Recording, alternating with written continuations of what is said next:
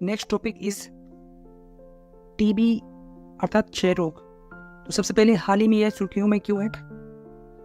हाल ही में विश्व स्वास्थ्य संगठन WHO ने क्षय रोग के लिए राष्ट्रीय रणनीतिक योजना NSP नेशनल स्ट्रेटेजिक प्रोजेक्ट पर मार्गदर्शन पत्र जारी किया है। अन्य संबंधित तथ्य की बात करें, क्षय रोग के लिए NSP एक महत्वपूर्ण दस्तावेज है।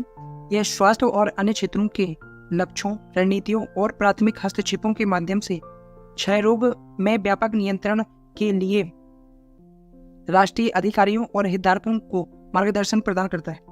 प्रत्येक लक्ष्य को स्मार्ट मानदंड के आधार पर निर्धारित किया जाएगा, जिसका अर्थ है विशिष्ट, S for specific, M for measurable, A for attainable, R for realistic और T for time bound. TB से जुड़े कुछ महत्वपूर्ण फैक्ट की बात करें तो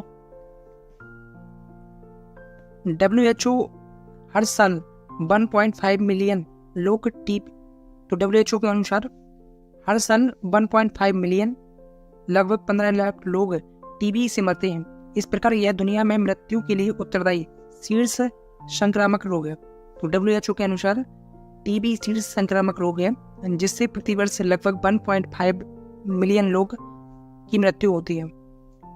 टीबी ग्लोबल टीबी रिपोर्ट के अनुसार 2020 में उच्च टीबी के मामले वाले 30 देश टीबी के 86% नए मामलों के लिए उत्तरदायी थे, जिसमें भारत भी शामिल है। तो मतलब जहाँ पर टीबी जैसी बीमारी का अधिक पेनिट्रेशन है, उनमें भारत प्रमुख है। और यहाँ इन देशों में लगभग 30 देश शामिल हैं, और जहाँ से 86% मामले आते हैं।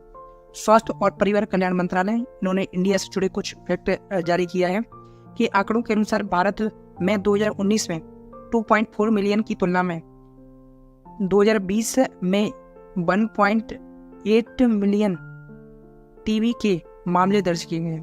तो हालांकि गिरावट आ रही है। 2019 में कितने मामले थे? 2.4 मिलियन, और 2020 में कितने मामले घटकर कितने हो गए? 1.8 मिलियन।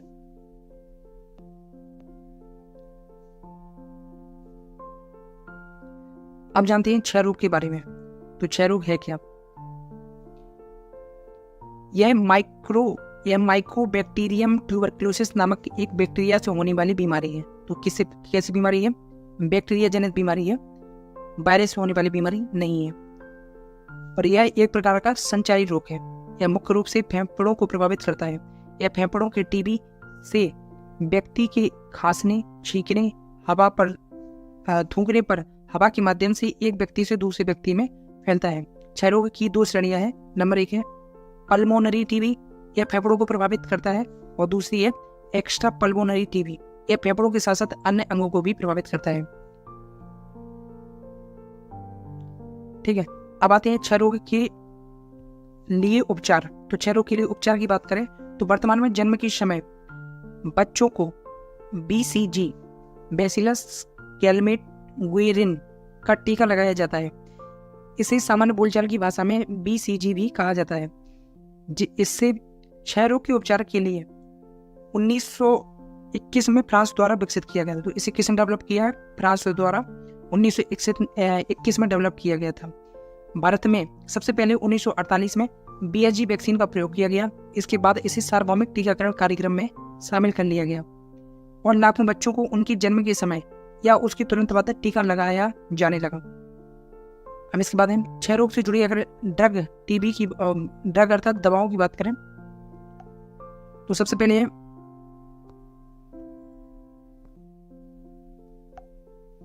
सबसे पहले क्षय रोग के लिए कई प्रकार की दवाएं यूज में ली जाती हैं। ठीक है, अब धीरे धीरे हो क्या रहा है, क्षय रोग अपग्रेड होता जा रहा है और उन दवाओं के प्रति प्रतिरोधक क्षमता प्राप्त करता जा रहा है। ठीक है, तो इस प्रकार से एक टीबी का नया रूप उभर के आ रहा है, जिसका नाम है ड्रग रेजिस्टेंट टीबी, मतलब ऐसी टीबी जो बीमारियों के प्रति जिसने रेजिस्टेंट पावर प्राप्त कर ली है। तो सबसे पहले इसमें आता है मल्टी ड्रग रेजिस्टेंट टीबी। यह एक ऐसी टीबी है जिस पर आइसोनाइज्ड तथा रिफेम्पिसिन जैसी दवाएं, तो आइसोनाइज्ड और रिफेम्पिसिन जैसी सबसे प्रभावी फर्स्ट लाइन दवाएं, फर्स्ट लाइन मतलब जो पहली बार किसी को टीबी होने पर दी जाती है। तो MDR multi drug resistant TB ऐसी टीबी है जिस पर आइसोनाइज्ड और रिफेम्पिसिन जैसी फर्स्ट लाइन दवाओं का प्रभाव नहीं होता है। इसे MDR टीबी कहा जाता है और MDR टीबी सार्वजनिक स्वास्थ्य के लिए एक संकट के रूप में देखा जा रहा है। स्वास्थ्य सुरक्षा के लिए यह एक खतरा माना जा रहा है। वर्ष 2022 में ड्रग रेजिस्टेंट टीबी से ग्रसित प्रत्येक 3 में से केवल एक ही व्यक्ति उपचार प्राप्त करने में समर्थ है। ठीक है, तो 2020 में ड्रग रेजिस्टेंट टीबी से ग्रसित प्रत्येक 3 में से एक व्यक्ति ही उपचार प्राप्त करने में समर्थ है। अब नेक्स्ट कौन सा है? तो नेक्स्ट है extensively drug resistant TB, XDR TB. यह MDR टीबी का एक दुर्लभ प्रकार है। मतलब MDR टीबी जब ज़्यादा बढ़ जाती है तो किस कैटेगरी में आ जाती है? Extensively drug resistant TB. यह कम से कम 4 प्रमुख टीबी रोधी दवाओं के लिए प्रतिरोधी होती है। इसमें निम्नलिखित शामिल है। MDR दवाओं की प्रतिरोधकता इस प्रकार की टीबी में होती है। ठीक, अर्थात MDR टीबी की दवाएं इस टीबी पर काम नहीं करती हैं। दूसरी बात है, किसी भी फ्लोरोक्विनोलोन दवा जैसे कि लेवोफ्लोरोफ्लोएक्सिन और मॉक्सीफ्लोएक्सिन आदि इस टीबी पर कार्य नहीं करती हैं। इस बात है, सेकंड लाइन जो दवाओं का प्रकार है कि 3 इंजेक्टेबल ना दवाओं में से कम एक के प्रति यह टीबी रेजिस्टेंट पावर प्राप्त कर लेती है। तो MDR के प्रति फ्लोरोक्विनोलोन जैसी दवा, इसके अलावा सेकंड लाइन जो दवाएं होती हैं तो उनके प्रति भी यह टीबी प्रतिरोधक क्षमता प्राप्त कर लेती है। इसके बाद है टोटली ड्रग रेजिस्टेंट ट्यूबरक्लोसिस की बात करें, यह टीबी भी फर्स्ट और सेकंड लाइन की सभी दवाओं के प्रति प्रतिरोधी होती है।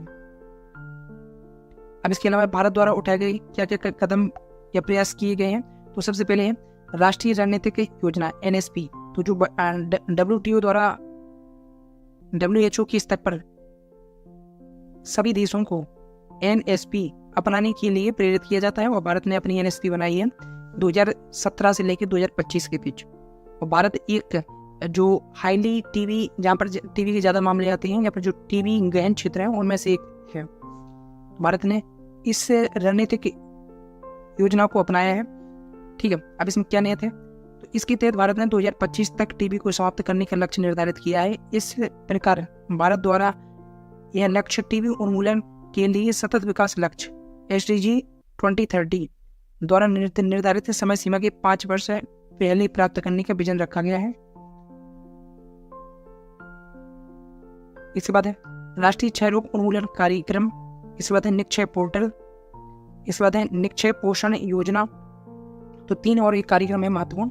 तो सबसे पहले राष्ट्रीय क्षय रोग उन्मूलन कार्यक्रम वर्ष 2025 तक देश में टीबी को समाप्त करने की दिशा में तेजी लाने के लिए NTEP के तहत पूरे देश को कवर करने हेतु प्रयोगशालाओं की नेटवर्क तथा नैदानिक सुविधाओं दोनों का विस्तार किया गया है। इस योजना को पहले से संशोधित राष्ट्रीय क्षय रोग नियंत्रण कार्यक्रम RNTCP के नाम से जाना जाता है। इसके बाद है निक्षय पोर्टल। यह राष्ट्रीय क्षय रोग सूचना प्रणाली हेतु विकसित किया गया पोर्टल है। यह पोर्टल पूरे देश में क्षय रोग से जुड़े मरीजों की सूचनाओं को प्राप्त करने, प्रबंधन करने और कार्यक्रम संबंधी गतिविधियों के निरीक्षण की दिशा में वन स्टॉप सॉल्यूशन के रूप में कार्य करता है। यह एडवांस विश्लेषण के लिए क्षय रोग संबंधी सूचनाओं का एक राष्ट्रीय संग्रह प्रदान करता है।